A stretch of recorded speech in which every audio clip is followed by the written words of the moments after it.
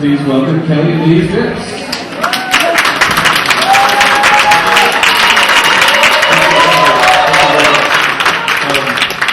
I wanted to start by opening up your hymnal here. This was created by Moses in the desert, so we got to really respect this. And there's a page there that has the Tao of Astrology breakdown. And I'm not going to put it on the screen, I'm just going to keep it here. You can look at it there. On the screen, I'm going to do other crazy things. But I wanted to start off with just acknowledging that, the Uranus in conjunction to Mercury. I noticed when it was happening, it was like the most fidgety the crowd had been in the whole time we've been here. Like people were getting up, moving around, going outside doors, and people were getting sick, so it was just like, oh, shock, it's coming in. And so, anyway, my focus here in Pisces, so Uranus there, is I always call myself a poetic astrologer. So just, as astrologers, we have an amazing potential to get people out of struggle, with this beautiful language of the wisdom of rhythm that moves through astrology. And my first thing here is talking about flowing sequence of chart interpretation. I do a lot of mentoring over Skype, and actually some of those students are right here in the audience. And sometimes I have 5-hour sessions. They're supposed to be 3, but we just go off.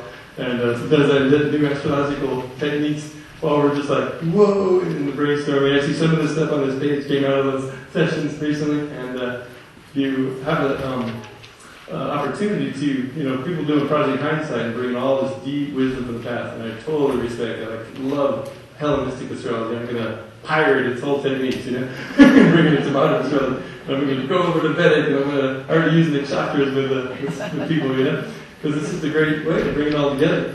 But I have Mercury Prometheus, that means it's ahead of the sun. So instead of Project Hindsight, I'm doing Project Foresight. Like, new technique! It's like coming from the future, And but I totally respect the past too with Mercury Capricorn and Saturn square the sun. So this whole developing and inspiring session opening, we have a tremendous opportunity as astrologers because we could start out our charts in such a way that it inspires them in the first 30 seconds or the first minute. And it's amazing because you can just hit the record button and say, "Hi, I'm an astrologer, and this is the date, and we're going to do your chart." Or you can come in like a novelist or a filmmaker or a poet and bring in an inspiring opening. In a story, if you don't capture their attention by the first paragraph, they're like, "Oh, what's this book?" So you can do tremendous work. And as an oracle, I think astrologers are oracular. If you look down on the sheet, it says Essentials of Oracular Intuitive Archetypal Astrology. Now, there's a big concept there. And you see the top section, there's 9 little segments there, and there's 9 little segments in the bottom. They kind of go together. I have a Gemini moon, so I like doing 2 things at once. So, but developing an inspiring session opening, sometimes I'll start with a poem or a proverb, or I'll study their chart. And sometimes I do my chart study, and then I do my aspect study, and transits, and progression study, and then I have my silent study, where I just get my little book of Pluto poems and Neptune poems and Uranian poems, depending on what's going on in their chart, and meditate on what's good for this person coming to me. And it just usually comes out of that intuitive tuning space as to what they need to hear. Anyway, I like to start with poems just to sort of get this going here. The Pisces version. Pisces is assigned the mystic, the poet, the dreamer. And there's a poem by Rilke, called The Swan. And in it, he describes the swan as, kind of like our clients. They're going through life, they're struggling, and they're having a tough time. And we can help them to get like that swan when he gets in the water.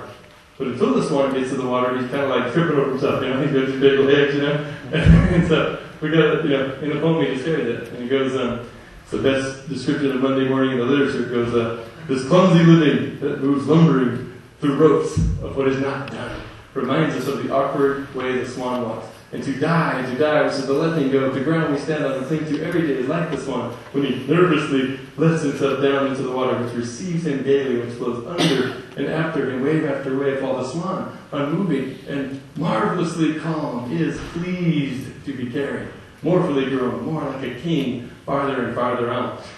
And that's how I want my client to feel when they leave the room. David Renard in Astrology Transformation said, an ordinary astrologer is more like a prose writer, just gives information. But a transpersonal astrologer is more like a poet in the Greek sense of the word, a mover and shaker of souls. So we have the opportunity as astrologers to really do some soul-moving work. And one of the things I do is I come in with my interpretation. It says there under the second section there, it says strive for flexibility between intuition, imagination, and structure and knowledge. We've got all this knowledge and techniques, and sometimes it gets in the way.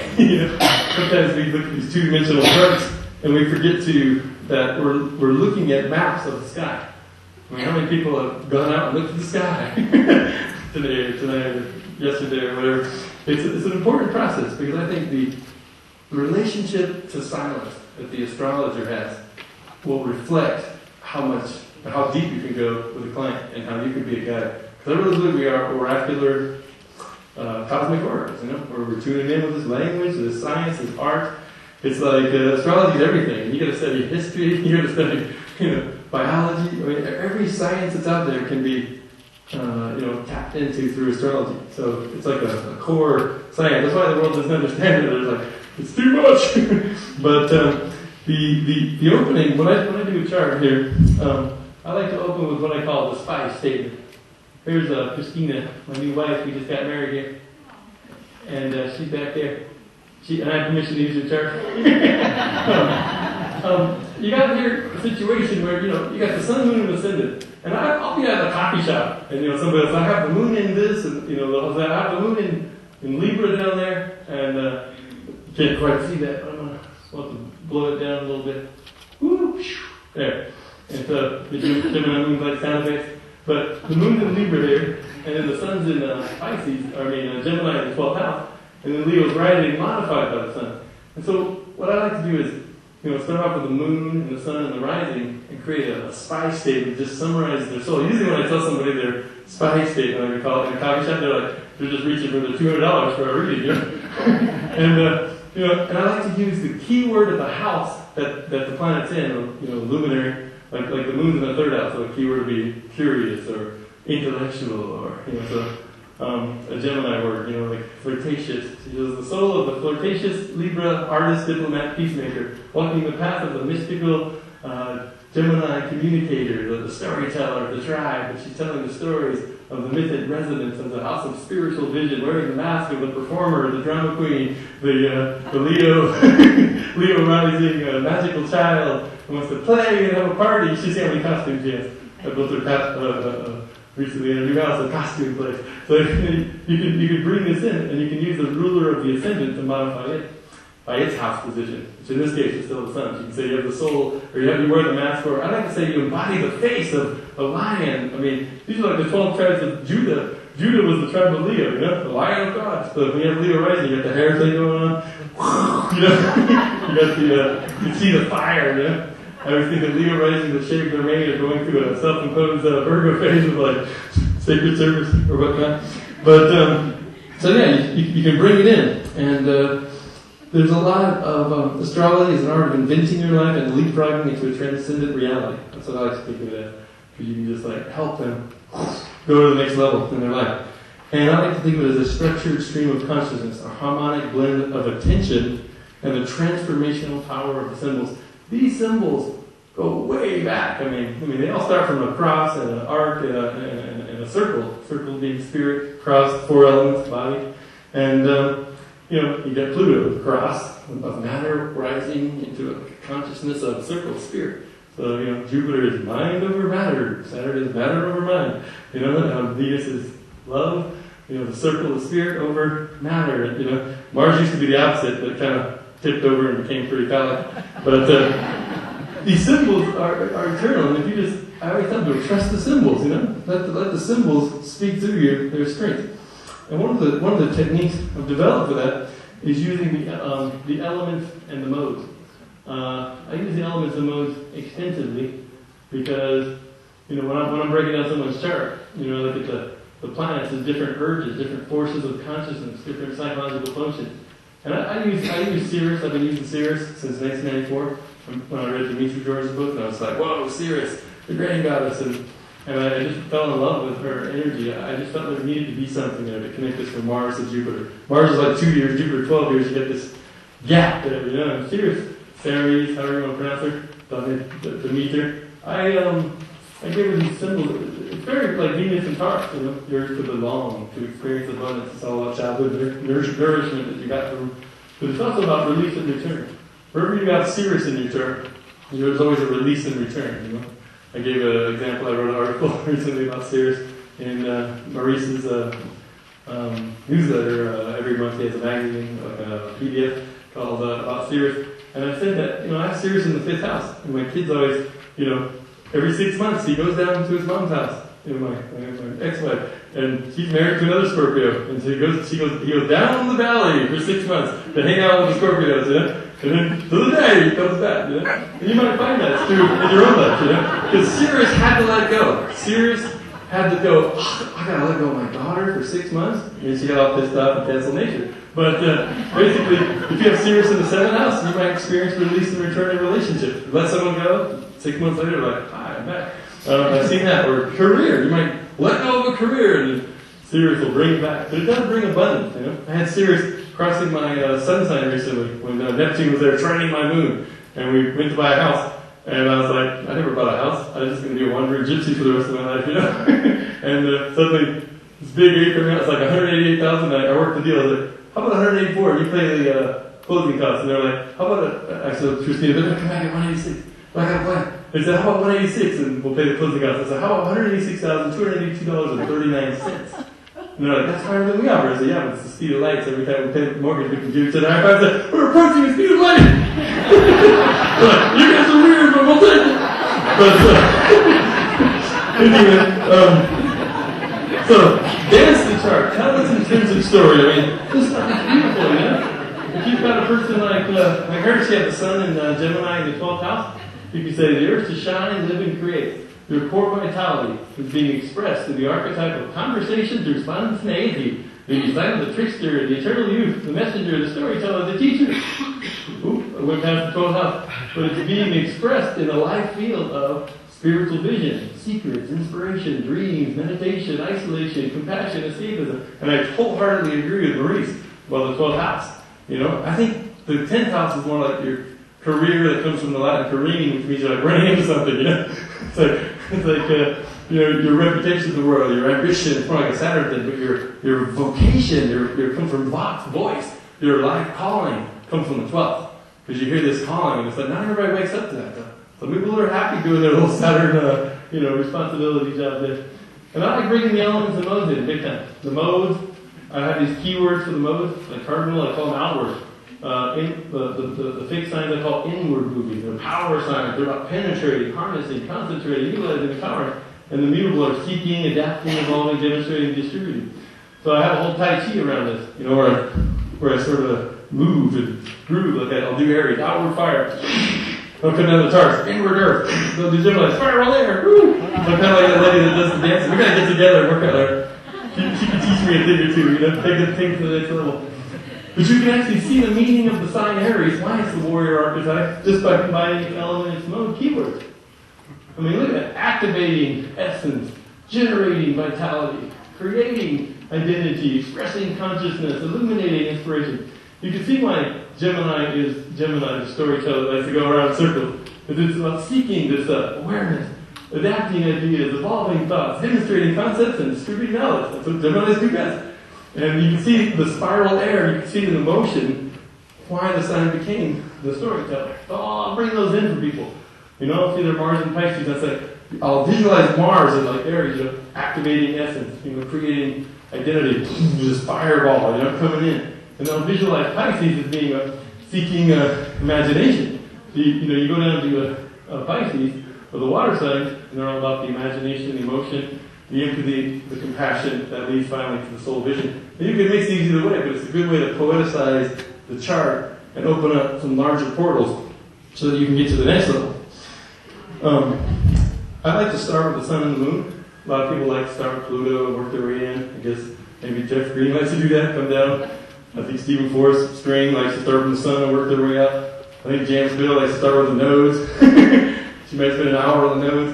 Everybody has their point. I was talking to one person about the nadir being the core, the root. Take away all the layers of the onion, and you get down to the core. That's what they are at the core.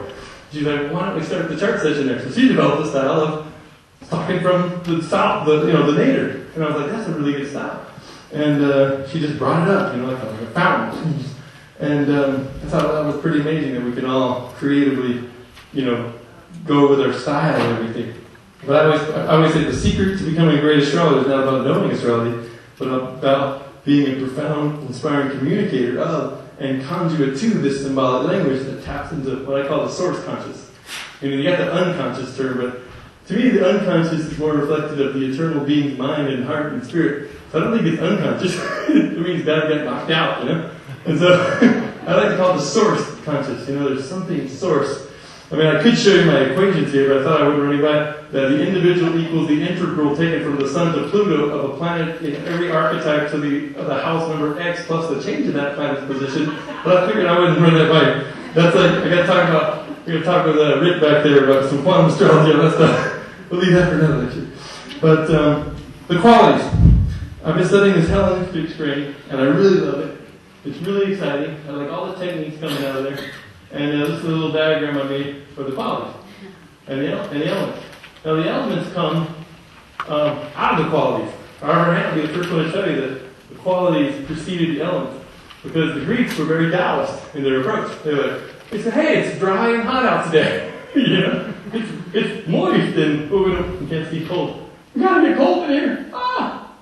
Okay, so cold. So yeah, cold. Now cold is just the energy of lowering energy. It's kind of like being a baby. You don't move around a lot. You're just there. Moist is like teenagehood. Like you want to make connections. You're moist, And then you get up to hot. You're like, oh, you're at your prime of your life. You're in midlife crisis going, rah! Motorcycle for sale. Ridden through midlife crisis for 6 months. Anyway, dry is like old age. And you get dry hair. I think if I ever had to, that's what you said. Then you're dead. That's as dry and cold as you get. I love that. So, when you talk about this modality, you say that if we had the modern planets in here, Uranus would definitely be hot and dry. Because hot planets like to break connections. You can use these in your transit work. When Uranus is coming by, it's trying to heat things up, it's trying to raise the energy. That's all hot planets do. And then, as opposed to cold, it would lower the energy, like the moon and Neptune are very, you just have to take a nap, The dry planets like to break connections. But they also like to create boundaries. So it's not a negative thing, breaking connections. Sometimes, like, you're in a coffee shop and someone starts smoking or something, you're like, I need some dry wall right here, But, so the moist planets like to make connections, And in the ancient Hellenistic system, they had it broken down like this, where planets had these qualities. And we could see the sun is a little more hot than it is dry. Mars is more dry. Mars prefers to break the connections, So Mars will come in and you'll see a connection broken, And that's why it likes to initiate new cycles. And Jupiter, Pater means father of the sky. Why is Jupiter, it does govern a water sign, Pisces, in this classical, and a fire sign, Sag. You can see the moist hot, but it's actually the air element came out of a combination of the moist and the hot. See that? So Jupiter, father of the sky, right there, the air element. And then, Uranus is very hot and dry. It's coming from the transcendent level, hot and dry. That's a hierarchy of Mars. Neptune, very cold, very moist. These planets love to make connections. Sirius, Demeter will make you a meal and nourish you, So the moon. The moon's a little more cold. The moon is more reflective. Like when the moon goes through your 12th house, you just want to go to the edge of the village and bleed. Even guys have astrological periods. They're like, But Saturn here is, dry and cold, and when Saturn goes to the 7th house, my common experience from working with clients over 4,000 charts is that the relationships sort of dry out. Some people get married during Saturn,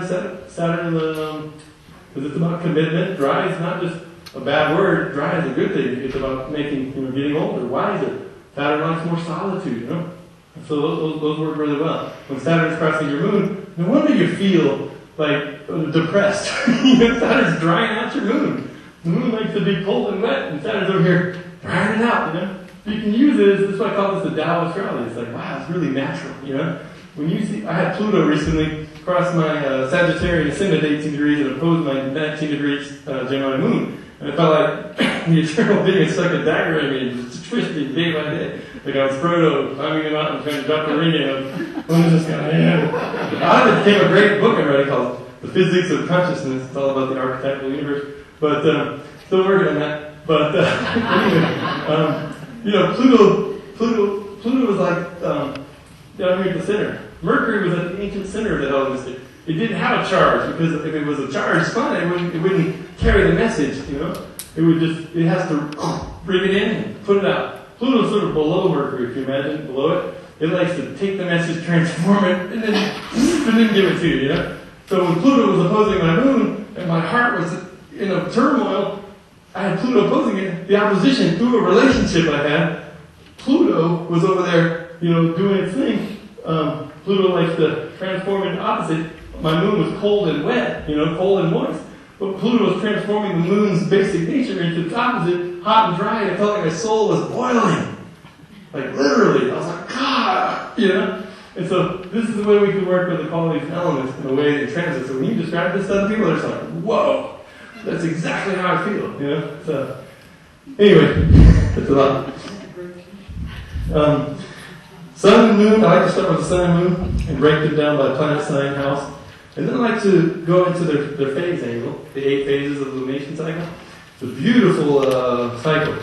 I mean, I started studying astrology at 14 when Uranus crossed my Sagittarius ascendant. The year Dave Rudolph died, my first book, my astrology teacher gave me was Dave Rudolph, but can you read all these? I was like, wow, I actually understand it all. It's like amazing. I want to be a galactic citizen and join the Pleroma. Here I am at 14, I went to the football field, I was like, Coach, the moon's in Gemini tonight. We got to throw the ball, trick players, let's do something, forget the ground game. He's like, who the hell are you? I wrote a screenplay about it. Satori High. Actually, after I get done making the Return to the Magic, I'm going to go to Boulder, go down to my old coach, or all my old students, like, I want to make it, I got a movie here, Satori High, about the taking of lightning on the football field with astrology and tantric sex. And it's going to be good. So yeah, I love this stuff that comes out of Hellenistic. Now you notice I got Chiron here. Robert had said Venus could be both hot. Venus can raise the energy. She could be very social. Let's get it going on, Libra. She can also be very cold. Like, let's chill, eat some food, relax, get a background. But she's always moist. She's like, oh, let's make connections. I was thinking about Chiron. I thought, wow, Chiron is great right there. Because Chiron can raise the energy. Chiron's like a Zen master, like whack with a stick. Like, I'm here to mentor you. But then Chiron can be very cold too, just like Saturn, I mean, he even gets down to Saturn's orbit occasionally. So, but it's always dry, the old Zen master, Yoda, Mr. Miyagi. And Chiron related to the Queen comes from Yoda. I call it the Yoda angle. But yeah, Chiron is there. This is just something I just thought up, after seeing it presented by people like Robert, I was like, let's put it together and work this stuff. You can see why Zeus likes to go down and hang out with the mortal women. He's hot and wet, Like, duh, So, anyway, then I like to go to the phases, the progressions. Demetra George's book, Astrology, the Dark Goddess Mysteries, and finding your way through the dark, especially. I mean, I read Dana Rudolph's Lumination Cycle, but when I read her book, I understood like how to use it in chart sessions, I mean, in high school, I was in 11th grade, and I went into my dark moon phase. Had a 4.0 capital football team, Stanford's recruited me, MIT, all these schools, and I was just like, the coaches would come visit my parents at home, and I was like, I just want a mountain to meditate on. I don't really care about this stuff anymore. And for 3.5 years, I just went down into the darkness, And now in my Gibbous phase is when I, just realized all the information I was receiving the whole 14 years. So these phases are great. And I just entered my full moon phase. On the day I entered my full moon phase, I met Christina. So I'm to get married. And in Vedic astrology, I entered my Jupiter moon dasha. So Vedic astrology is like on target. I mean, the day Jupiter hit that moon dasha, I had moon in the 7th house, the wife, in Gemini. She's Gemini. So moon, Jupiter. I mean, it was Jupiter, moon. It was even moon bhukti. Shake your bhukti. It was just like boom, I was like, cool. I kind of broke the ethical code. No. She was a client, So Stephen Forrest meeting Jody Forrest, and I was like, hi, I was involved with this lady one time. I was like, can you come back like a month later? We get this ethical code. Anyway, we got married. So on the solstice. But she's a Gemini and Gemini moon, so we get married twice. We get married on the other solstice. We gotta get both Gemini married so nobody cheats on everybody. Anyway, the elements modes, you got the qualities, the dignity. I love preparing for a section, just following the dignities through the chart. Now, I am a sort of a futuristic astrologer, poetic astrologer, but I love the ancient things. I use the porphyry system. I published it in my book. I wrote this when I was. This is my Chris Britton book. Where's Chris? This is my 23-year. When I was 23, it just all came down after 12 years of meditation. I mean, my teacher, Bonnie Wingo in Lafayette, Colorado. I'd go over there and hang out with her. I'd be like, "What's all this stuff on the walls?" And their kid would be like, "I want to talk about astrologer." I was like, "Bitch, come to Aquarius. This is cool." And she had this chart similar to this, an old style, hanging on her thing. Whoa, we're losing things here. I said, "What do? Just turn the wheel and see what's going to happen today?" She said, "No, it doesn't turn, it's glued on." And I was like, "Oh." And she started doing my chart and said, "All that grand air trying to rhymes." And she was like, in the 10th house, she was like, "You're a born astrologer. Why don't you cut on my glasses?" So I did. And I had Uranus crossing my ascendant. So you know when things activate, they activate. But also, spiritual principles. We can really break down the spiritual principles. Poetry, proverbs, stories, humor. Bring it all in, you know? I mean, I'll be in the middle of a session and just go into a poem. I mean, I have a good memory of Mercury, Capricorn, trying Pluto. But you can just read it, show them the poem, and go along with it. And David White wrote a great poem called The Well of Grief, straight from Pluto transits. He goes, "Those will not slip beneath the still surface on the well of grief, turning down to its black water, to the place you cannot reach, will never know the source from which you drink. The secret water, cold and clear, nor find in the darkness glimmering the small round coins thrown by those who wish for something else." You know, after that, client's like, "Whoa, Pluto transit." You know, or Saturn might be squaring the moon and going through depression. But like, the key's not to take Prozac, it's to go in there and face that melancholy like the ancients would and deepen your relationship with the eternal being of this universe. And don't just try to get through a transit. Like, that's wasting. I don't like how we try to "Oh, Pluto's coming, I wonder what's going to happen to me. Ooh, all the books say this." It's like, I like to journal my transits. Like, okay, Pluto is doing this. I mean, if you look, if I was one of these scared people going, "Oh no, why would I get married when Pluto's crossing my Venus, right?" I mean, "Oh my God, you're getting married, you're going to kill her or something." Her son's 29 Gemini, my 7th house. My son's in her 7th house. I had Plutonian relationships all my life. Look at Venus square Pluto. I feel like I've mastered that level of being in that kind of Plutonian relationship with someone. So I'm just like, okay, let's go for it. She's lighthearted, Leo, riding. I'm like, we're gonna have fun. And the funny thing is, all this shadow stuff is coming out. First year of marriage, so I'm like, cool. We're gonna play with the shadows, you know. And it's fun, you know. The longest fight we got in was 5 minutes. I was like, she was like, So it's great. Now here's the next thing I want to teach you guys. I have a Rick Tarnas at NCGR. I love his book, Cosmos and Psyche. Me and Benjamin started a podcast a year and a half ago called CosmicWeather.com. You can go check out all the archives. And oh man, we've been recommending that book like crazy. It's a groundbreaking book. Anyway, he says that the archetypes, an archetype comes from arcane, which means ancient or original, and typos, the images, the imago, the types. So it's the ancient, original, and even arcus from arcane comes from governing, to govern, like monarchy. So it's the original governing images we're working with here. The archetypes, And so he says that they are fluid and they have a participatory nature and that they have a multivalence. I like the word multivalence, And so I was like, well, that's cool. So I created this little theory here. I was like, well, how are they multivalent? How do they switch into different things? So here's Aries. I was working with the Chinese 5-pointed star here with the Tao of Astrology book. It's coming out at the end of the year. I was trying to get it like Chris before the conference, but it was that. I got a movie man. Anyway, the daredevil thrill seeker is the first level Aries, This is the personal, but then on the inspired personal, when the light gets caught fire, they become the warrior with a cause, the adventurer. And then once you lead a gang of warriors a while, you're probably the last one standing, you become the leader, the commander. And then that sort of evolves. And once you've led for a while and you become, really inspired leader, you find your own unique pioneering style. You become the pioneer trailblazer. And then finally, the spirit, this is the collective, this is the inspired collective. And then the spirit descends, you become the hero, the champion and that's the true Aries. Now, you don't get better as you go. The hero is just as prone to the shadow as the daredevil. The daredevil is just more prone to the abusive, aggressive, anger shadow, which is actually funny. You know, an inspired person looking at Aries go off in the line at the store. Why does the line go on? So you kind of just laugh at the shadow side of the lowest expression. But then the hero, it's kind of, you go, whoa, because it's like to be like arrogance, you know? No one can defeat me, you know? You got that kind of thing going on. So this is the theory of the evolution of the archetype. And here's the cool thing. I'll show it on the next one. In the Chinese elements, you know how like fire can burn the wood, and metal can chop up the wood, and like you got all these things, right? Well, let's take out Aquarius. Aquarius starts off as the rebel nonconformist, you know?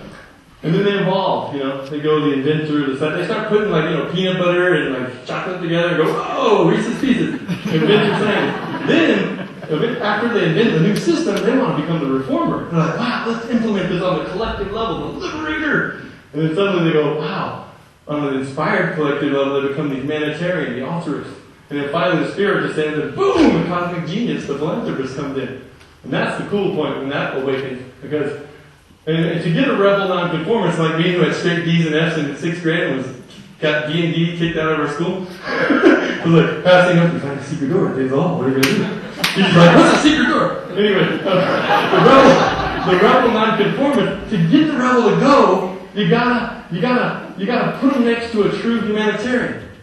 It was when I was in, and someone who's taking this route. Indiana Jones inspired me. In 7th grade, I saw Raiders Lost Ark. I went down to the library and checked out 21 books and wrote a 50-page research paper. Gave it to my teacher. She's like, you have an A for the semester. I was like, whoa. I just like archaeology.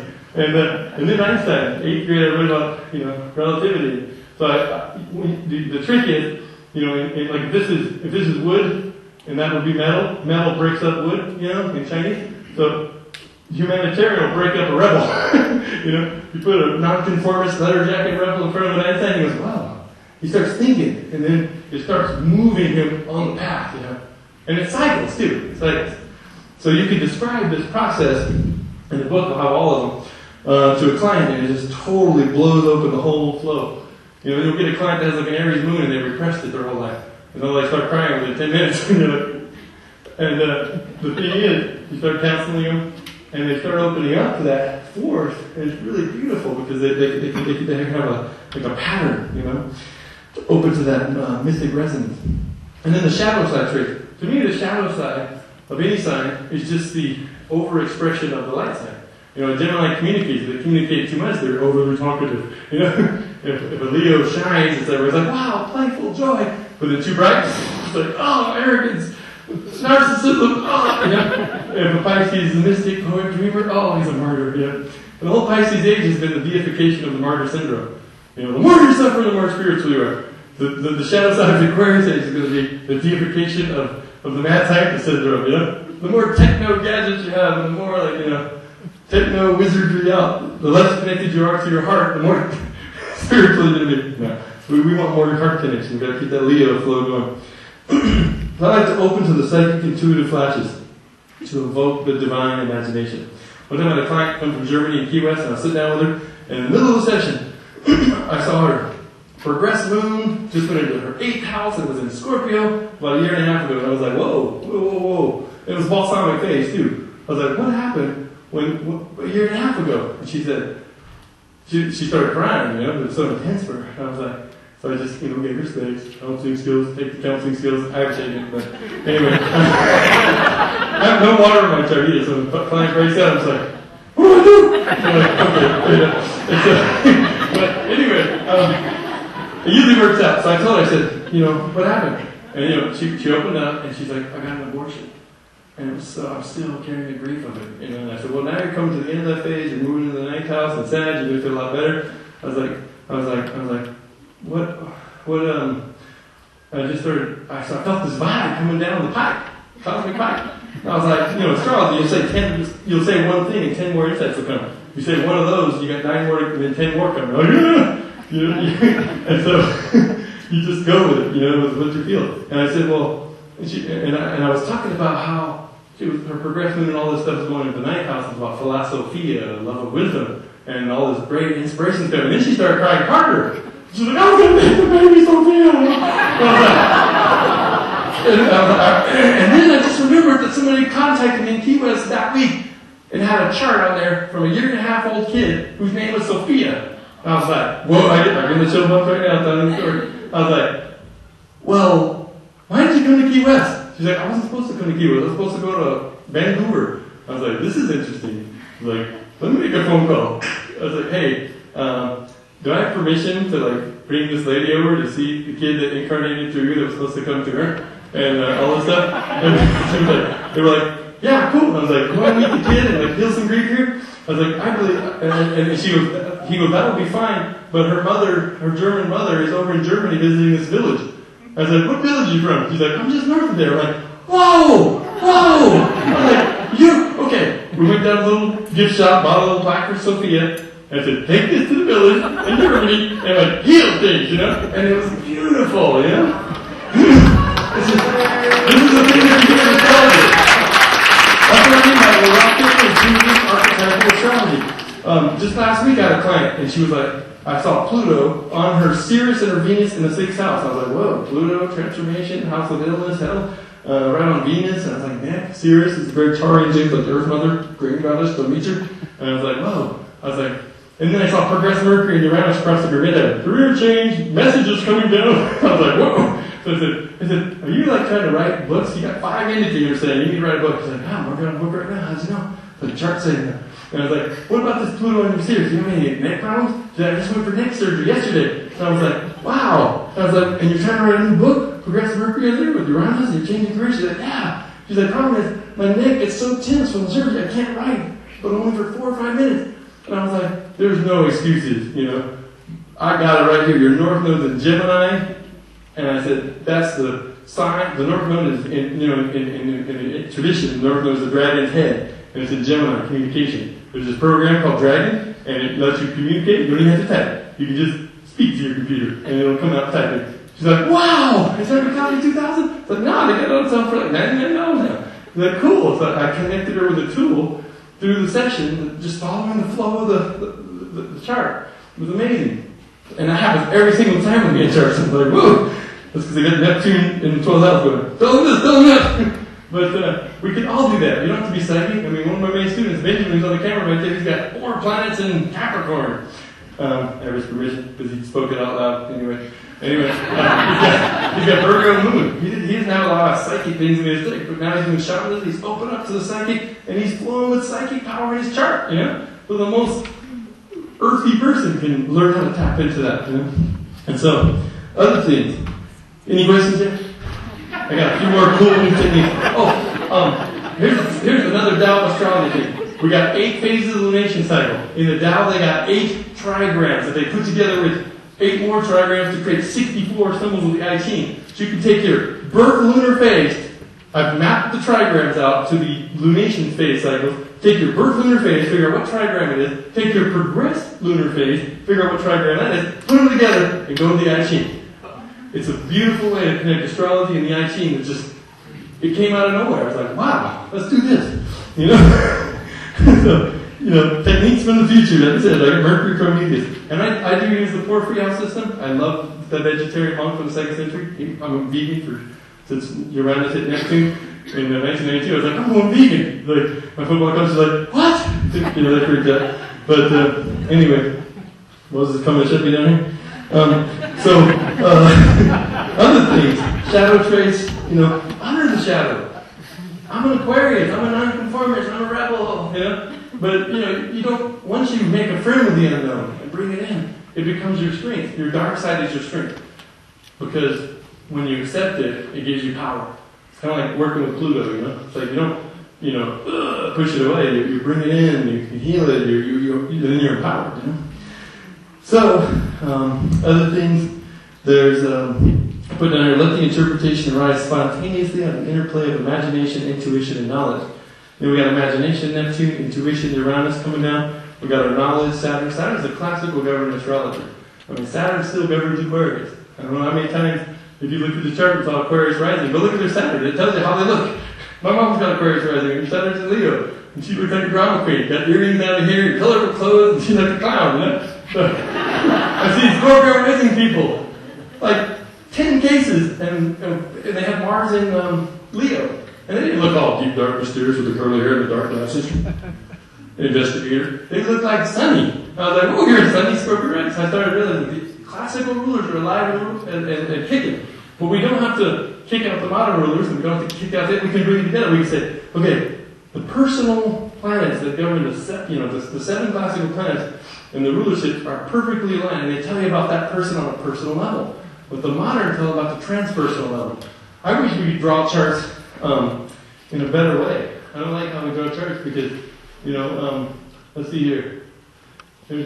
I'd rather see like the seven personal planets with the nodes in the middle, and then have another ring for Sirius and Jupiter and Sirius and Chiron, and then Pluto and Uranus and Neptune. And that way, when you see an aspect from like Venus in the personal house, so the transpersonal is like, whoa, that's a big one.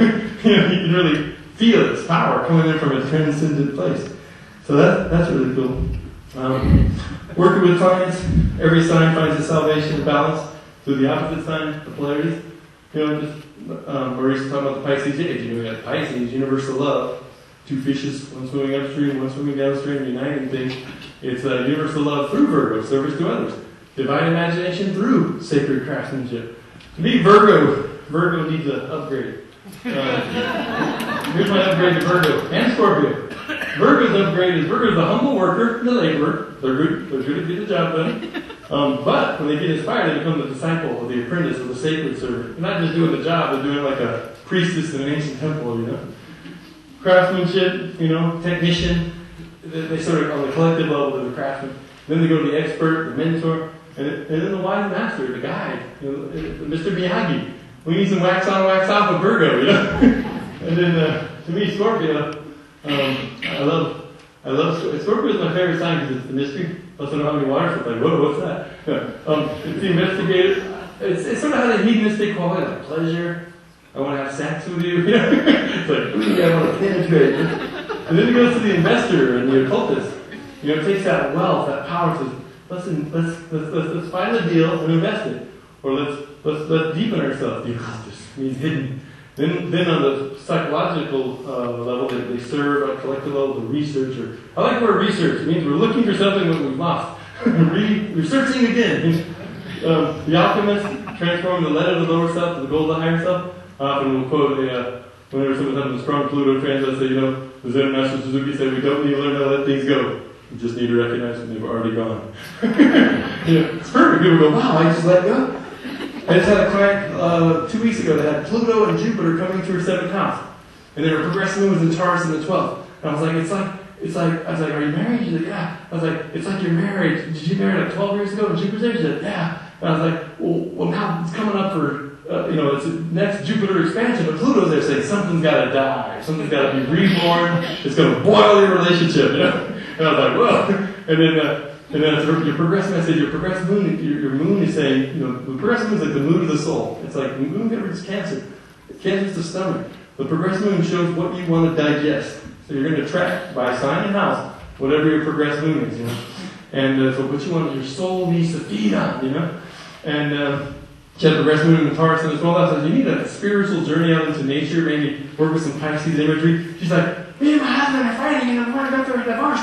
I think we're going through a divorce. She started crying. I was like, and all I want to do is walk down this Appalachian Trail with my camera and take photographs of nature. I was like, whoa! The astrologer was right on. I was like, go for it. I mean, let me do a synergy chart to you now first, because it'll be like honor the ending of the relationship, or maybe a new beginning of the relationship. Let's get a synergy chart going on. Work with it. See what you can. And if there's anybody else involved, because usually power struggles. Pluto said us, I met this guy on the trail. I'm like, oh! I was like, let's see his chart too, get permission. We looked at his chart and everything, we were like, oh my God. So I did a 3-way synastry between them all, and it was amazing. It healed everything. Everything just went, whoosh. So astrology has that ability to clear things up quick. I love it. Anyway, I've been doing it since 14. And every morning I wake up and I have this by my bed. This is Yates' chart. Because life is not a problem to be solved, but a mystery to be lived, and a source of revelation. And so, he's a Sun in Gemini, Moon Aquarius. Moon Aquarius, Sun in Gemini. He's the guy. I like it. Anyway, This is the chart. You can move these transits. Every day I wake up, move the sun a degree, move the moon a degree. And I don't say, what's going to happen? I go, how do I want to shape my day? How do I want to craft my day? When the sun rises, the sun actually goes this way through the sky. So you can actually watch the sun through the chart and go, okay, like me, I have Sagittarius rising. So I say, the first thing I need to do in the morning is connect with my inner horse. I go running, and I'm like, woo! Even if I don't feel like running, I'm kind of like, God, I don't really feel like running. But I'm like, just, hey, horse sound. Woo! And then suddenly this energy comes up in me, you know? When Arian was born, I was like, come on, crazy push! Gemini's rising! And the east and my moon will be able to send it, we'll be like, homies! And she's like, shut up, astrology! Shut up! I'm like, pushing. And that's only 2.5 hours. 2.5 hours. 6 centimeters diameter, the baby's coming. Suddenly, sunny day in Key West, the sky darkens. Oh, the storm comes. The Scorpio midwife says, this is the most water I've ever seen come out of a womb. We're at babies by the sea. And suddenly, Arian comes out, and he comes out like this, he's like, I'm like, oh my God, I must have just shifted to Cancer rising. I called my Egyptian friend, my old astrology bird, Blue Star, I said, plug in the data. I almost forgot to look at the chart. I had the first time Aquarian Rebel, I can't wear a clock, but I had a watch set to the Tennessee time clock, and I was like, and when they took all the gunk out of him, and he was sitting there all dead, it was an amazing moment to watch, because it's what we work with as astrologers. Here's what happened, he goes, like that, I was like,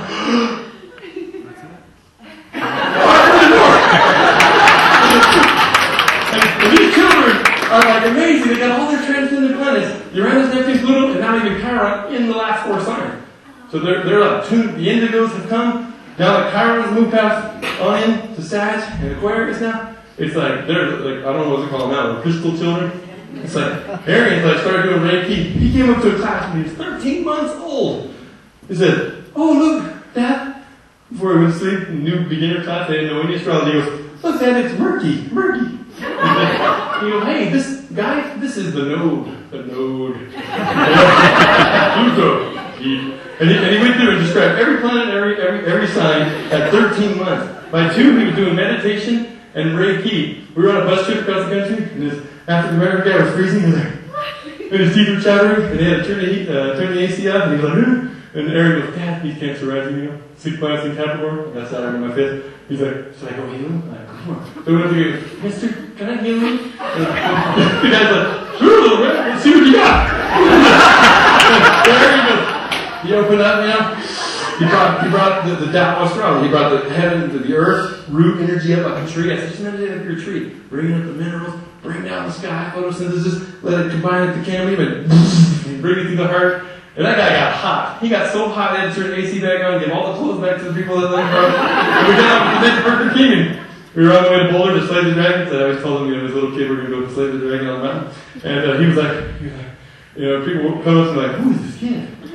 How do you do that? I was like, I'm teaching that, you know, my poem. It's called, you get the full version here, Engaging the Infinite. It goes above, I read after the divorce, been up to the 10th time, I was on the beach looking at the stars, it said, above the waves in the sea, stars await your return, mirrored across the deep span stretching within. The curving space between here and there is endless, and it seems like you've been abandoned in the emptiness.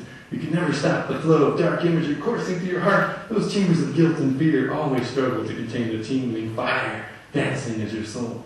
It hurts to be free, but when you step into your passion, the whole universe awakens within, and others may wander with black holes for hearts, devouring your visions with their fears. But tell me, how old are you? That's not your age. It's simply the number of orbits you've made around this star. You've made many orbits around other stars, like a timeless electron zipping around an atomic nucleus. You are infinite, and if you argue for your limitations, you get to fight it. But if you discover your possibilities, you get to create them. So stand still, gaze at the sky, and sense the reverence rising inside, and know that your being, your aliveness, is an extension of eternity. So that's how I usually start the church. So then the class like, whoa, where are we going?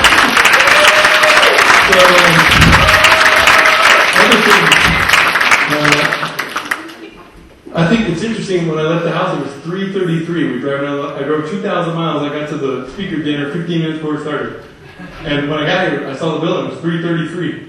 And everything's 3:33. We saw 3:33 like 8 times on the way. Exit 3:33, we need that one. We came over our brothers in Albuquerque and said, New Mexico, Route 333. I was like, this is all about the Grand Trine.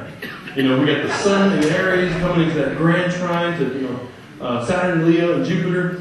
over in Sag, even this place, the creative, Leo, the creative, Leo, and your life, Aries, like, I'm alive, center, Sag, I would think that, it's the galactic center. So, it's right here. I learned astrology through dreams. Wait, work with your dreams. Go, okay, dreams, teach me about Uranus. My teacher used to send me out at 14 with like Capricorn on a piece of paper, and I'd sit by the tree, and I couldn't come back till I said something cool about Capricorn, like, Dan Millman style, way before. So I'd be like, Capricorn, it's the hermit going down deep into the woods to find the core truth, and then bring it back ambitiously, and then plan your work to work your plan. It's like a mirror that reflected the truth found, And so, 12 years later, I put all that in one book. It's available in the bookstore, by the way. A little commercially. I'm actually running out of these, because I actually self-published them under that Jupiter-Uranus conjunction in 1997.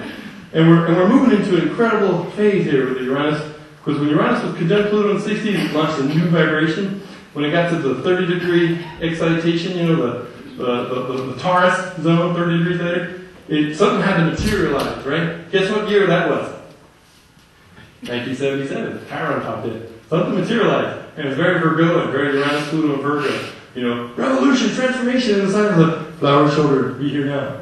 Don't try to smoke too much. Anyway, the interesting thing is 1997, right when Jan Spiller's book came out, from the notes in mine, I met her at a conference, like, hey. And she's like, who the hell are you? I'm like, I'm this guy from Key West that came through Boulder. I'm an astrologer. She's like, I never heard of you. I was like, me neither. But, and so, anyway, I think that we're heading into that. Now we're getting the square. And my book, there's a whole chapter in aspects where I talk about the waxing versus the waning, And the quintile, too. I like bringing in the quintile. Because the quintile, to me, is the way we're going to sort of make things, bring the divine in, Here's the quintile. I have it right here. It says, divine inspiration and creative expression, cosmic consciousness and genius. The quintile is an angle of cosmic genius. We have intellectual intelligence, reading the book. We also have athletic intelligence and musical intelligence and astrology, cosmic intelligence. I have a quintile between my sun in Aquarius and Jupiter, Neptune in the 12th house. That's how I teach them this, So it's a very Venus angle because see Venus bestowed, beauty bestowed. It's an angle of, because Venus has that whole 5-pointed star, 8-year cycle.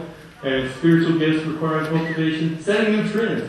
A lot of geniuses, a lot of quintiles, like Mozart. I think he had like 12 of them, and a lot of high quintiles too. So quintiles, meditate on your quintiles. They're very subtle, but you can tap into them through meditation and journaling your chart and working with those energies. Whenever you see two planets in aspect, you invite them together, and the angle is secondary compared to the planetary alchemy.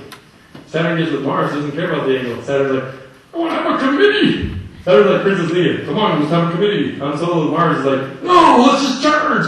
You have to work that out. And with planets, we can look at the charts and see they have this big T cross that had a woman that had, Mars in the 6th house opposing Saturn in the 12th. And it was T squared at Pluto in her nadir. She had been sexually abused and stuff. And it was just like really intense. And I tapped in slightly to figure out all that stuff. And I tapped in astrologically. And I realized that, through doing, inviting the, not trying to control them. Saturn likes to control, Pluto likes to control, they like power, that she could really help. And she was in the fitness industry, the health. I was like, you could channel that into empowering people through structure in the health. And I taught her astrology, and she went off and just did awesome things.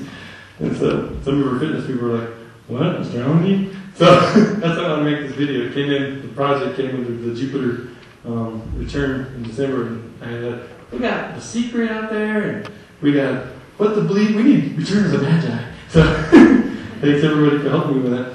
And other things, I like to flow through the chart from the sun, the moon, and the lunation and the phases and the progressions. And I like to look at the lunar nodes.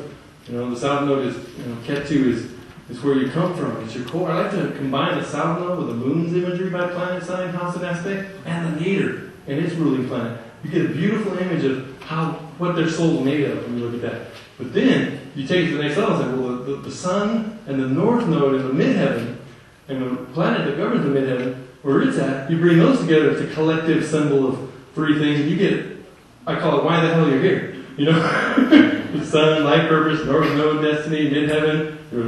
It's like that point, not the zenith, but it's that point, right above the arc of the zodiac, at the center.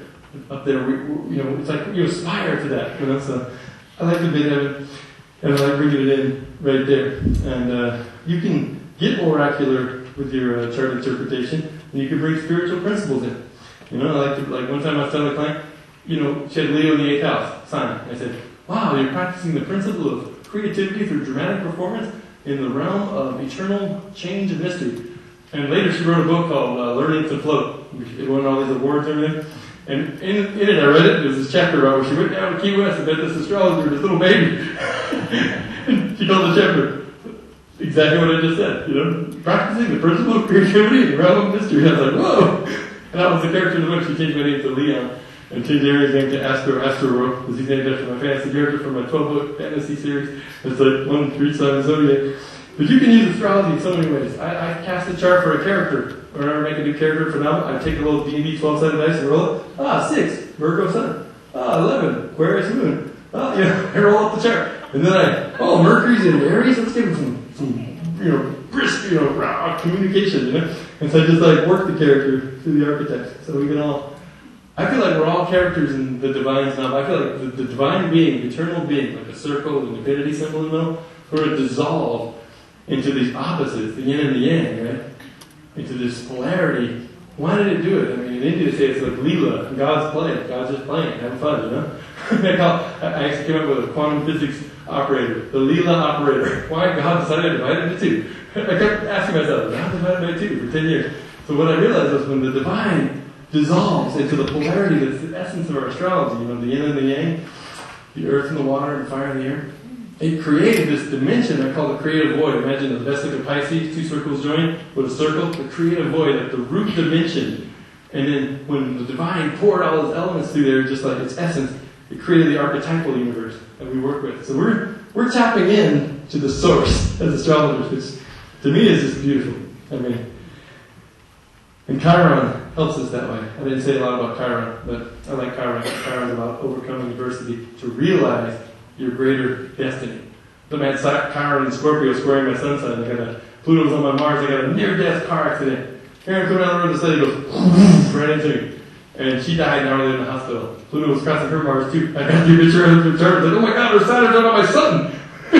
And it was and we both had Pluto crossing our Mars. And I was reborn out of the ashes from that. And instead of going, why me, poor me, I went, wow. I was laughing on the way to the hospital. Because I was just I was laying inside and I came out of my body. It's happened twice. Once I got stabbed in a martial arts class, and I woke up in Japan. I'm finally samurai. And I got killed. I landed in the rice field. I woke up, and I was Neo in the Matrix. Wow, I know Japanese. And my school got Japanese, and I had 110%. I could never miss anything. It's konnichiwa, ikaga desu ka? Watashi wa sensei jitsu desu. That means I'm an astrologer. How you doing? Hello. How are you? Anyway, so I love the oriental language. The physics of consciousness that we have available here in astrology is amazing, because what I'm doing is I'm taking the oriental language of Japanese and the characters and the symbolism and the Western power of exact description, combining with astrology and Kabbalah and the symbolic languages and mathematics, the power of things moving out here, differential equations, and creating a new super language that combines them all, east, west, and around, to describe the archetypes. That's going to be one of my works coming up. He said we're going to write a lot of books for the next 15 years. Thanks, Robert Lasky, for blessing us. I really need to get some discipline on that, because this happened 1997. I've been trying to write this up a bit. When you're in a project and it just doesn't come, I want to inspire everybody just to go with it. You don't have to feel oh no, my career, I better get another book out. Just kind of sit with it, and I wake up in the morning and make a cup of tea, chai, and contemplate nature, and then I go into my chart session for the day. And you can really do a lot of good work if you have a relationship with silence through meditation. Because when you're like a silent, reflective person, contemplative with the temple, you can actually, when the client comes and their aura comes, and you can walk down the airport and see fire sign rising, air sign rising, they're on their laptop, fire sign rising, they're running, water sign rising, they're crying. You can just see in people's faces, their shape, you can feel it, and then you can reflect back to them and hold that space for them. And it's just such a beautiful thing that happens. Any questions about that? 5 minutes, what can I say in 5 minutes? So after I do the sun and the moon, sometimes I get so caught caught up in the sun and the moon and the progressed moon and the phase angles and all that stuff that, like, I look at the tape and I'm at an hour in the session. I'm like, I haven't even talked about Mercury through Pluto yet. I'm like, oh my God. Look at that moon, like, talk fast, catch up. But Mercury and Venus and Mars, I love it. I like to look at if Mercury's rising ahead of the sun and describe that energy, or Mercury Epimetheus, it's behind the sun. But people tend to think more like, I need to see what's out there, the tradition, and then build upon it. Like me on Mercury Prometheus, I'm like, I don't care what's out there. I'm going to go forward. And, I have Venus Lucifer too. Venus Lucifer, bearer of light coming up, as opposed to Venus Hesper setting in the west. Venus Hesper people are like, they get married at 21 and stay together, and maybe they make it to their midlife shift. But Venus Lucifer people, they need to explore and get out there and have lots of relationships, because they just need to. And then later they settle down like me now. I'm like, I'm settling down. So I like to look at those and work with the Venus, Mars, around the imagery of the anima and the animus. It's just a beautiful thing. And there's a new technique I had the other day. When you're looking at a chart, you can, when you get out to the transits, I like to work with Mars and the new moon and the full moon. Here's Christina again. And I always say, when you plant the seed of the new moon, like the one we just had was in Pisces, 29. So Christina was having a new moon right there in the cusp in the ninth house. So 6.5 months later, when the sun gets over here, there's going to be a full moon up there, saying, are you flowering? Are you fulfilled? And you're like, it's like 9 month cycle total. Total fruition after that disseminated phase. So you can work with that every month. I would say the new moon in your first house is your astrological new year. New moon in 12th house, the month before, you need to go inward.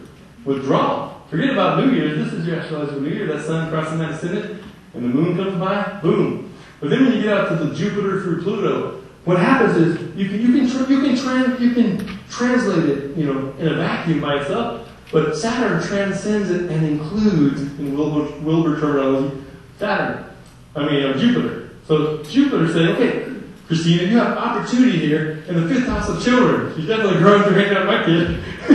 and a spiritual awakening is happening. But that's not going to happen unless you do your Saturn work. You come through to Saturn. Or Saturn recently crossing your ascendant saying, your Saturn is crossing your ascendant saying, it's time for you to get in touch with your destiny. Did all this training for years as a massage therapist, and then got a job as a massage therapist at Elements Spa. So it's like, perfect. And her money's running out, and now Saturn's going to the second house, but now it's time to get a budget, so if she does that, Jupiter will go better. And then Saturn is answered by Chiron. Come to Chiron. Chiron's trying to heal your relationships. It's been happening since you met this weird Aquarian guy, activating your 7th house. And spiritual, mystical energy is coming down. But, Chiron, the healing and the awakening through relationships to a sacred spiritual relationship is going to happen through Uranus. And Uranus is sitting up there going, hey, here I am, in the 8th house, saying we're going to have to break up. Remember, Uranus is about, hot and dry, likes to break connections, raise the energy, and it's definitely doing it in the 8th house. I'm like, hi, I was doing Cancer when I was 14. She's like, oh, I've never been with a man more than 3 months. We got some work to do. TMI. But Uranus is answered by Neptune. I'm like, okay, let's gently take the spiritual, mystical awakening path. That's not going to happen unless we do Pluto. So then Pluto comes in and says, you're having a death and rebirth in your work? Your arms are hurting, massage?